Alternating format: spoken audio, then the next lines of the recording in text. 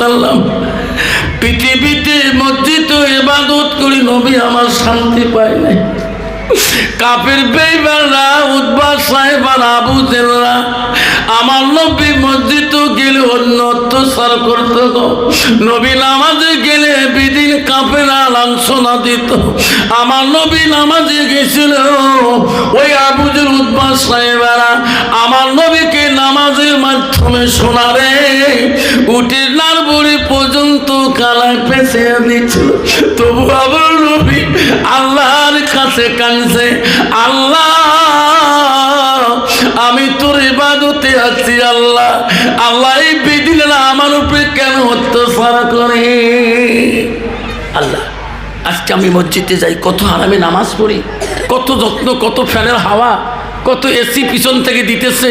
আজকে সেই মুসলমান মসজিদে গেলে কিনা মনে করে আল মসজিদুল বাইতুল্লাহ, মসজিদ আল্লাহর ঘর, আল মাদ্রাসাতুল বাইতি, মাদ্রাসা নবীর বাড়ি, নবীর ঘর। মুসলমানের গজব না আসবে তা কার গজব আসবে? এখানকে এক মসজিদে নামাজ পড়লাম, স্কুল থেকে আসতে আসরের নামাজ, দুইটি বুড়ে বসে আছে, মই যে হল তিনজন, তিন বুড়ে হইল। মক্কায় পাঁচটা নামাজ পড়া, নামাজ পড়া এখন চাষা সমাজের লোক কতগুলি, তোমার উজুখানাটা এত সুন্দর উজুখানা, মনটা কয় 1.5 ঘন্টা উজুয়ে করো, এত ফ্যান ঘরত কয় বা লোক 270 ঘর, বা নামাজি আমার 2 বুড়ে কে কয় ফজর নামাজ 2জন পাল্টাপাল্টি করে পড়ি। আব্বাজন শোনার চালানা, আব্বার এই পৃথিবীর মধ্যে কত অলি ছিল বাবা। পৃথিবীতে গৌসুল আজম ছিল, সব অলিদের অলি, সব পীরদের পীর, সব আউলিয়াদের আউলিয়া। তার বাবার নাম ছিল আবু সালে জঙ্গি মুসা রহমাতুল্লাহ। তার বেটা হয় পৃথিবীর সব অলিদের অলি, সব আউলিয়াদের আউলিয়া, সব পীরদের পীর।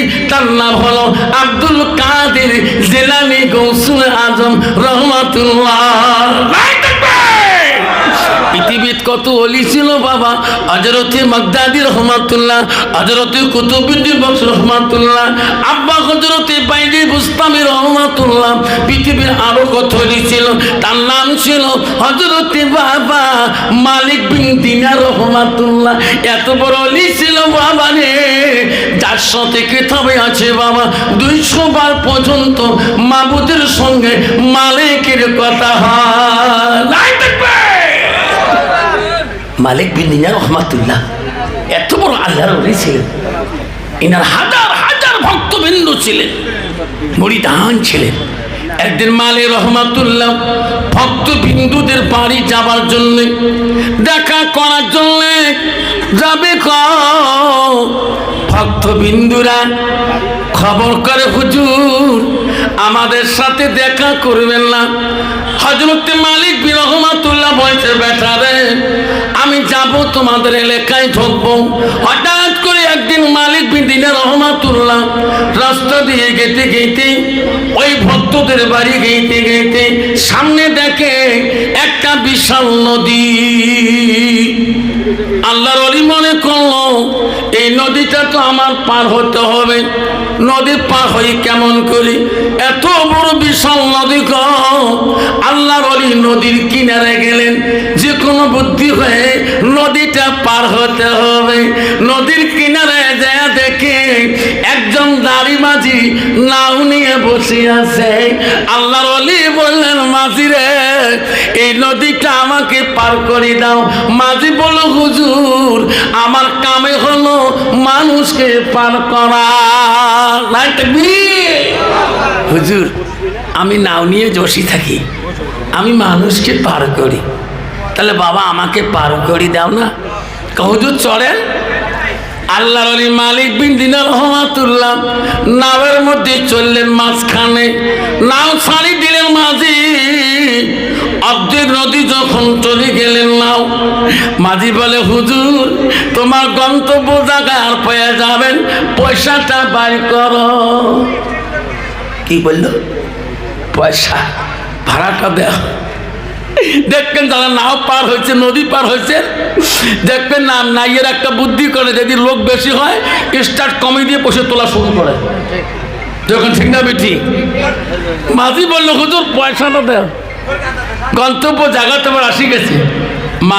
মাঝি কি বলছে, আল্লাহর ওলি, বাবা মাঝি রে, আমার কাছে পয়সা নাই, আমি তো পয়সা নিয়ে আসি নাই, আমি নিয়ে আসছি তোমার জন্য দোয়া, আমি দোয়া করবো রে বাবা, আল্লাহ তো জীবনে অভাব দিবে না। মাঝি বলছে না না না, আমি দোয়ার জন্য নদীর কিনারে নাও নিয়ে থাকি না, আমাকে পয়সা দিতে হবে। আল্লাহর ওলিকে বারবার পয়সার ধমক দেয়। আল্লাহর ওলি মালিক বিন রহমাতুল্লাহ নরম সুরে কথা বলে, আর আল্লাহর ওলিরা কোনোদিনও রাগ করে কথা বলে না। বাবা আমার কাছে পয়সা নাই বাবা, না পয়সা দিতে হবে, নাহলে বাকি নদী পার করবো না। আল্লাহর ওলিকে ধমক দেয় মাঝি, এইবার যদি পয়সা পাই না করেন, নৌকার মধ্যে দেখছেন কতগুলো রশি, এই রশি দিয়ে তোমার হাত বাঁধবো, পা বাঁধবো, নদীর মাঝখানে ফেলে দেব, কিন্তু বাকি নদী পার করব না। নদীর যত জলজন্তু প্রাণী আছে সবাই আল্লাহ কাছে কান্দে, আল্লাহ আজকে আমরা নদীর প্রাণীরা বড় খুশি, আল্লাহ মাবুদ আজকে তোরই এই নদীর পানির উপরে যায়, আমরা বড় খুশি, আল্লাহ আমরা তোর অলিকে চিনতে পারলাম, আল্লাহ এই মাঝি তো চেনে না। মাঝি রাগ করতেছে, পয়সা বার করে। আল্লাহর ওলি নরম সুরে বলে, বাবা আমার কাছে পয়সা নাই, নদীর সব মাছ আল্লাহর কাছে দোয়া করে, আল্লাহ আল্লাহ আমার অলিকে বিদ্যুতি করবে। মাঝি চেনে না, সমস্ত মাছ নৌকার চতুর্দিকে হাত মেলে আর কান্দে, আল্লাহ আমরা নদীর মাছ বড় ভাগ্যবান, আল্লাহ তোর অলি এই নদীর উপর দিয়ে যায়, মাছ হাত মেলে আছে।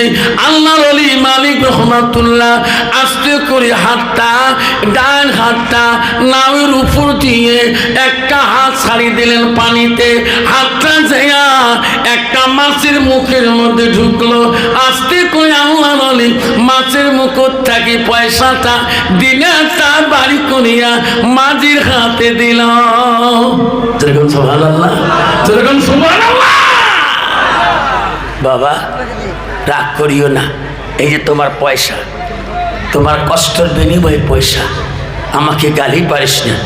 মাঝি বলল, সর্বনাশ, ইনি কোন মানুষ, আমার নাওয়ের উপর দিয়ে মাছের মুখ থেকে পয়সা নিলেন, এ তো এই পয়সা না। সঙ্গে সঙ্গে মাঝি হাত অনুরোধ করলো, হুজুর আমাকে আর পয়সা লাগবে না, হুজুর হুজুর আমাকে ক্ষমা করিয়া দেন, হুজুর আমি ভুল করেছি। মাঝি আল্লাহর ওলি বলছে, তুমি তো পয়সার কাঙাল। কিসের কাঙাল? পয়সার কাঙাল। মাঝি বলছে, হুজুর দোয়া করেন। আল্লাহর ওলি বলছে, তুমি তো দোয়ার কাঙ্গাল না, তুমি কোনো পয়সার কাঙ্গাল। পয়সা নেই রে বেটা, পয়সা নেই, আর বেশি দেরি করিস না। মাঝি পা ধরি পড়ে গেলেন, মাঝির কাছ থেকে সরিয়া পয়সা চা দিয়ে আল্লাহর ওলি মালিক রহমাতুল্লাহ নদীর মাঝখানে ঝাঁপ দিলেন। আল্লাহর ওলি তলায় না, পানির উপর দিয়ে যায়, বাকি নদী হাতি হাতি পানির উপর দিয়ে পার হয়ে গেলেন। যেরকম সুবহানাল্লাহ। মাঝি বলছে, সর্বনাশ, উপর দিয়ে চলে গেল, আমি কি ভুল করলাম। আল্লাহর ওলি চলে গেলেন, পানির উপর দিয়ে হাতি চলে গেলেন। মরুভূমির রাস্তা পামা, গরম হয়েছে শরীর। আল্লাহর ওলি ভাবলেন, আমার শরীরটা বড় ক্লান্ত হয়ে গেছে, আস্তে আস্তে সামনের দিকে যায়, সূর্যের তাপ পড়েছে বেশি, মাথা চিপ দিয়ে পানি পড়তেছে। সামনে দেখে একটা গাছ। আল্লাহর ওলি মনে করলেন, ওই গাছের তলে আমি একটু রেস্ট নেব, আরাম করব। বাবা দেখবেন চৈত্র মাসে বৈশাখ মাসে মানুষ হাঁটি গেলে গাছের ছায়া থাকলে 1 মিনিট দাঁড়ায় না, আরাম লাগে বাবা, গাছের হাওয়াটা মিষ্টি বেশি। আল্লাহর ওলি মালিক বিন রহমাতুল্লাহ ওই গাছের তলার মধ্যে আরাম করার জন্য একটু রেশি নিলেন। ওই সময় গাছের পাখিরা আল্লাহকে বলে, আল্লাহ আমরা পাখিরা এত খুশি, আল্লাহ আজকে তো ওলি আছি এই গাছের তলায়, আল্লাহ আমরা এত আনন্দ। সমস্ত পাখিগুলা যায় ওই আল্লাহর ওলির কাছে চেঁচামেচা করে আনন্দ করে। মালিক রহমাতুল্লাহ বলে, পাখি রে ও পাখি, আমাকে আরাম করতে দাও, আমাকে আরাম করতে দাও, আমার কানের কাছে চেঁচমেচি করিও না। পাখিরা আরো বেশি আনন্দ করে, আল্লাহর ওলি রাগ হয়ে যায়। আয় পাখি, বারবার চেঁচমেচ করিস, আরাম করবে দি। আল্লাহর ওলি আর একবার পাখিদের দিকে লক্ষ্য করে অভিশাপ দিলেন, পাখি আরাম করতে দিলি না রে, বিলকুল পর মর যাও, সব পরি মরি যাও। বলার সাথে সাথে সব পাখি ধপ ধপ করি পরি জমিনে মরিয়া গেল। আল্লাহ ওলি বলে, আল্লাহ আমার জবান দিয়ে কেন এই কথাটা বললাম, কি করলাম, পাখিরা সব পরি পরি মরি গেছে। আল্লাহর ওলি আর দেরি করল না, গাছের তলার থেকে হাওয়ার থেকে বেরিয়ে আবার রওনা হলেন তার ভক্ত মন্দিরের বাড়ির দিকে। গেতে গেতে কিছু দূর যাওয়ার পরে কলিজাটা শুকিয়ে গেল, পানি নাই, পানির ভাব আসি গেল। আমার কিছু পানি পাইলে পানি খাইতাম গো, আমি পানি কোথায় পাবো গো। আল্লাহর ওলি পানির জন্য কলিজাটা শুকিয়ে গেল, আমার কত দূরে পথ আছে। গেতে গেতে আল্লাহর ওলি ভাবলো সামনে একটা গ্রাম দেখা যায়, মনে হয় এই গ্রামে গেলে পানি মিলবে, আমি পানি খেয়ে আমার ভক্ত বিন্দুদের বাড়ি যাব। গেতে গেতে ওই গ্রামের পাশে বস্তিতে যেয়ে দেখে একটা সুন্দরী মহিলা, পর্দা নিশি মহিলা, হাতের মধ্যে একটা বালতি নিছে, রশি লাগা আছে বালতিটায়, সামনের মধ্যে কুয়া দেখা যায়। আল্লাহর ওলি বলল, রে আমি ওই মাটার কাছ থেকে বালতিটা নিয়ে কুয়ার থেকে পানি পানি পান করে খাবো। কন্ত বাবা, পানি পান করনেওয়ালাকে জোরে বলেন কে? আল্লাহ। আল্লাহর ওলি মালিক রহমাতুল্লাহ যে বলুন, মা ও মা আমাকে বালতিটা দাও না মা, আমার কলিজাটা শুকিয়ে গিয়েছে মা, মা আমার কলিজাটা শুকিয়ে গেছে মা, আমাকে বালতিটা দাও, আমি কুয়ের থেকে পানি পান করব। মেয়েটা কথা বলে না, কিচ্ছুই বলে না। আবার বলে, মা বালতিটা দে রে মা, আমার কলিজাটা শুকিয়ে গেছে মা, আমি এই কুয়ার পানি পান করব না। মেয়েটা কথা বলে না, কিছুই বলে না। দুইবার যখন কিছুই বলল না, তিনবার বেলা আল্লাহর ওলি মালিক রহমাতুল্লাহ বললেন, এই মা কথা বুঝো না কে, জবাব দাও না কে, বালতিটা দিবি কিনা? তখন মেয়েটা জবাব দিলেন, শুনবেন শুনবেন, মেয়েটা বললেন কি, হুজুর রাগ করবেন না, এটি গাছের পাখি পান নাই, তোমার রাগের চোটে গাছের পাখি পরিমরিতে পানে, আমি ওই আল্লাহর বান্দি, তোমার রাগে আমার কিছুই করতে পারবেন না। আল্লাহর ওলি বলছে, আল্লাহ কোথায় পাখি মারলাম, কোন দেশে, এ জানে কেমন করি? হ্যাঁ কইছে, মা আমি পাখি মারছি কোন দেশে, তুমি কেমন করি জানো মা? কইছে, হুজুর ওই জন্য বললাম রাগ করিবেন না। রাগ করে লাভ হবে না হুজুর, আপনার আগে গাছের পাখি মরতে পারে অভিশাপে, আমি আল্লাহর ওই বান্দি, তোমার আগে আমার কিছুই করতে পারবেন না। কইছে, মা এই বিদ্যায় এলেম কোথায় শিখলি মা? কইছে, ওগো হুজুর আমার একজন উস্তাদ আছে, ওই উস্তাদের কাছে আল্লাহ আমাকে এই বিদ্যা দান করেছে। যেরকম সুবহানাল্লাহ, একটা বিশাল আমল, হুজুর এত সভা শুনলাম কিন্তু একটা আমলও পকেটে আনতে পারি নাই, তো একটা সুন্নতের কত বড় দাম। তাহলে সালামটা আমাদের দেই কাকু দেই, বড় মুরব্বীকে দেই, বা বাবাকে দেই, মাকে দেই, বড় ভাইকে দেই, তাহলে আমার একটা সুন্নত জিন্দা হবে। দরকার ঠিক না ঠিক? আমার রাসূল বললো মান আহাব্বা সুন্নতি ফাকাদ আহাব্বানি। নবী বলল যে একটা সুন্নতকে যে ভালোবাসে সে উম্মতটা আমাকে ভালোবাসে। যখন সুবহানাল্লাহ। তাহলে আমরা আজকে নবীর বাড়িতে আছি, আমরা নবীকে ভালোবাসি কিনা? যখন ভালোবাসি কিনা? কে কে নবীকে ভালোবাসে হাত তুলে দেখাই। তাকবীর লাগাই, নাই তাকবীর। যদি নবীকে ভালোবাসি তা নবীর প্রেমে আব্বা আজকে নবীর বাড়িতে একটা নবীর সুন্নতকে আমার আমল করার দরকার আছে না নাই? তার এই বাপজন আমার রাসূলুল্লাহ বলে দিয়েছেন মুমিনদের জন্য, মুসলমানদের জন্য 10টা ডাইনি সুন্নত আছে। কয়টা? ধরুন কয়টা? আমল নিয়ে যাবে, কাজে লাগবে। ও যুবক ভাইরা, হুজুর কয়টা ডাইনি সুন্নত? 10টা। নাবির উপর থেকে 5টা, নাবির নিচর থেকে 5টা। হুজুর তাহলে নাবির উপরে একটা ডাইনি সুন্নতের কথা বলুন। ওটা হলো বাবা, এটা কঠিন। নবী মুসলমান ওই সুন্নত আদায় করে না। যেমন আমার মধ্যে মুসলমান কতগুলো আছে, একবার যদি কাকের তালি তলতে হিমালয় সাগর গুলা উড়িতে থাকে, ঠিক না বেঠি? হুজুর এটা কি ডাইনি সুন্নত করা? মাথায় টুপি রাখানা সুন্নত, লিম্মা জিম্মা রফরা, 3 তরিকায় 1 তরিকা চুল রাখাটা নবী সুন্নত। আব্বার এই সোনারাম 5 ওয়াক্ত নামাজে 5 বার মেসওয়াক করাটা ডাইনি সুন্নত।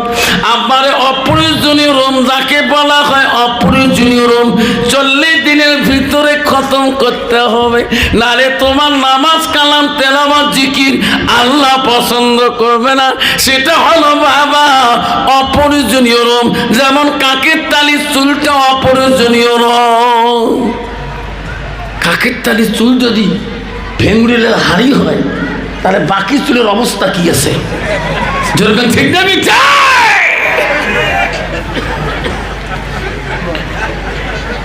আল্লাহ নবী বললেন লাইফ মিলুনা আদুকুম হাত্তা কুনা খাব্বা ইলাইহি মিন বালিদিহি ওয়া উলাদিহি ওয়ান নাসি আজমাইন।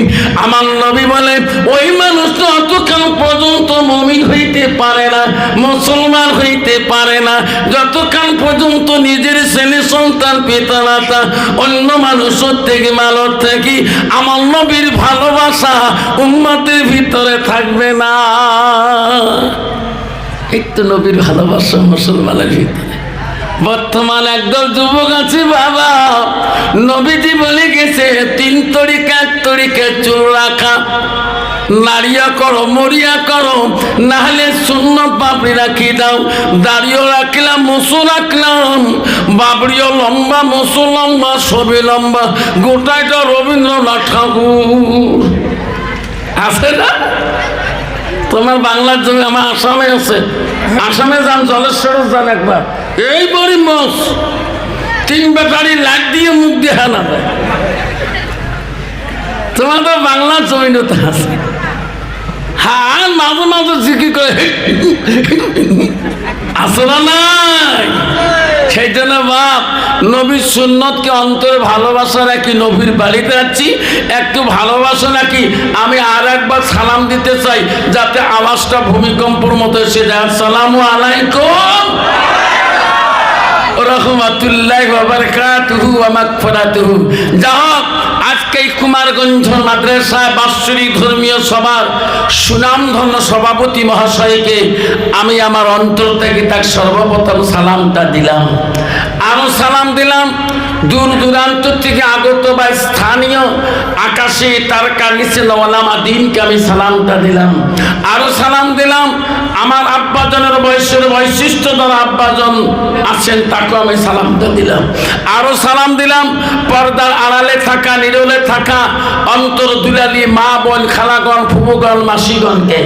আরো সালাম দিলাম আমার বয়সের বন্ধু, ছোট ছোট ভাই, ছোট ছোট বোন, সোনামণি কলিমণি, সবাইকে সালাম দিয়ে আমি আমার বক্তব্য শুরু করলাম, তার আগে একটু জিকির করব, লা ইলাহা ইল্লাল্লাহ, জয় লা ইলাহা ইল্লাল্লাহ, সরে পড়ো লা ইলাহা ইল্লাল্লাহ, আর পড়ো লা ইলাহা ইল্লাল্লাহ, জয় জয় লা ইলাহা ইল্লাল্লাহ। আকাশের মালিক যে আল্লাহ, জমিনের মালিক সেই আল্লাহ, লা ইলাহা ইল্লাল্লাহ, পড়ো লা ইলাহা ইল্লাল্লাহ। চন্দ্রের মালিক যে আল্লাহ, সূর্যের মালিক সেই আল্লাহ, পড়ো লা ইলাহা ইল্লাল্লাহ, পড়ো লা ইলাহা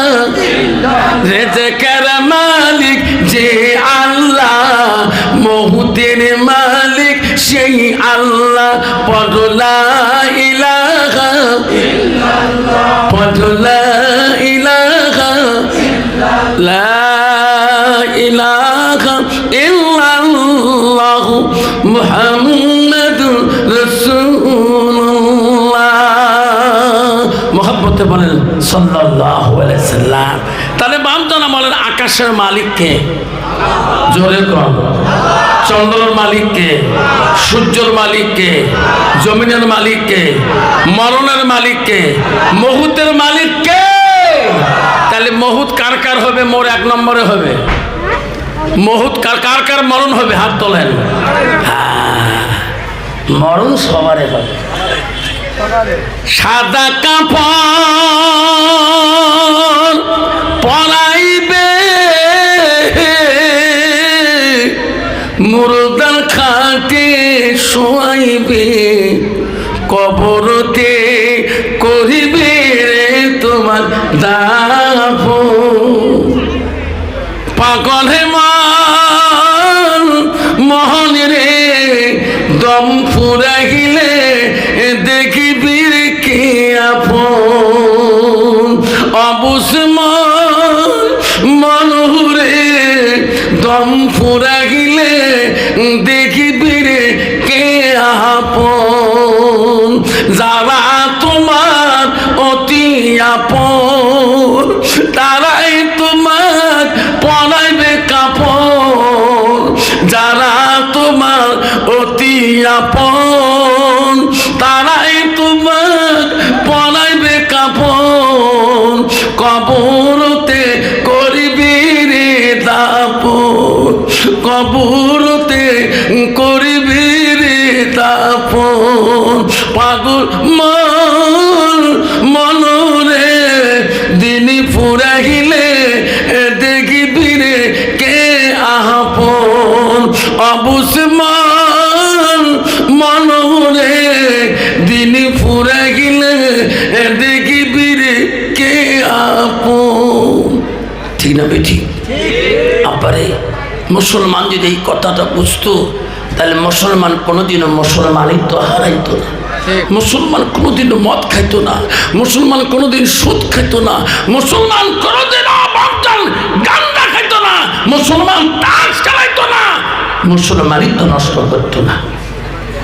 মুসলমান তাস খেলা বন্ধ করুক, মুসলমান জুয়া খেলা বন্ধ করে দুক, মুসলমান সুদের হার বন্ধ করে দুক, মুসলমান মদের গেলাস বন্ধ করে দুক।